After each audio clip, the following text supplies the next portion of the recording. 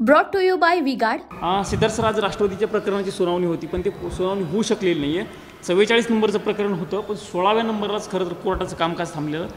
काय झालं आजच्या नेमकं? बघा, इलेक्शन कमिशननी राष्ट्रवादी पक्ष आणि चिन्ह हे अजित पवारांना दिलं होतं। त्याच्याविरुद्ध शरद पवार हे सुप्रीम कोर्टात आले होते। तर 19 मार्चला सुप्रीम कोर्टाने नोटीस इश्यू केली अजितदादांना आणि त्यांना सांगण्यात आलं की 4 आठवड्यात तुम्ही तुमचं ह्या शरद पवारांच्या याचिकेवर तुम्ही उत्तर द्या।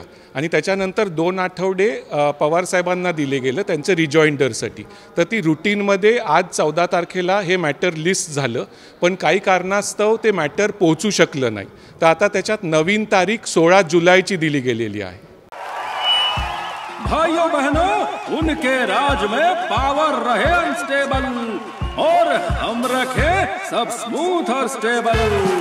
हमारा नेता कैसा हो जो स्टेबल पावर दे वैसा हो। अब की बार वी-गार्ड एसी स्टेबलाइजर का चमत्कार।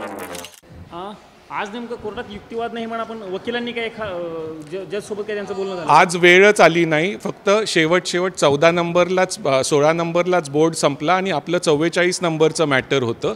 त्यामुळे कोर्टाने एक डेट दिली आहे 16 जुलैची, म्हणजे 16 जुलैच्या आत आता अजितदादांना त्यांचं उत्तर द्यावं लागेल आणि पवारसाहेबांना त्यांचं रिजॉइंडर, आणि मग पुढं हे प्रकरण चालेल।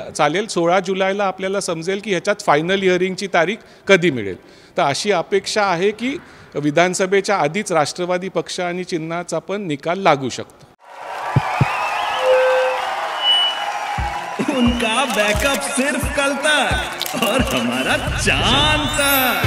हमारा नेता कैसा हो जो नॉन स्टॉप बैकअप दे वैसा हो। अब की बार वी-गार्ड इन्वर्टर बैटरी का चमत्कार। 16 जुलैपर्यंत या दोघांनाही रिजॉइंडर सादर करायचं आहे। 16 जुलैपर्यंत अजितदादांना त्यांचं पवारसाहेबांच्या याचिकेवर उत्तर द्यायचं आहे आणि त्याच्यानंतर त्याच्या आधीच परत 2 आठवड्यांनी त्यांना पवारसाहेबांना त्यांचं रिजॉइंडर द्यायचं आहे।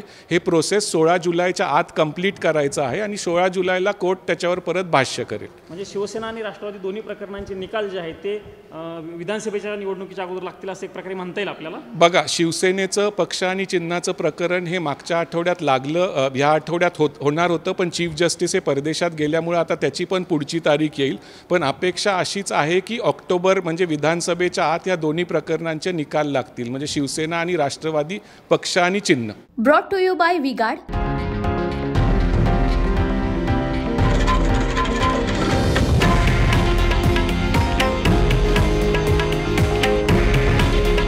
हे आहे देशातील नंबर 1 न्यूज नेटवर्क आणि आपण पाहत आहात TV9 मराठी। काळजी तुमची, हित महाराष्ट्राचं।